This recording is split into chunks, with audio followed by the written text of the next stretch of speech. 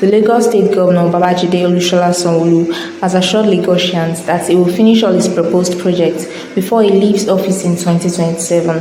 Mr. Governor maintained that monumental projects like the Red Line project, Fourth Mainland Bridge, and all others will be completed before his tenure expires on May 29, 2027. Controversial artist Charles Oputa, also known as Charly Boy, is battling to save his prostrate.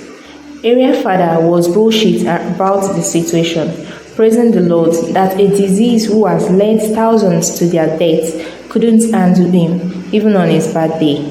He, however, attributed his success to friends, families, and colleagues who stood with him when he was fighting the demon who threatened to take him away.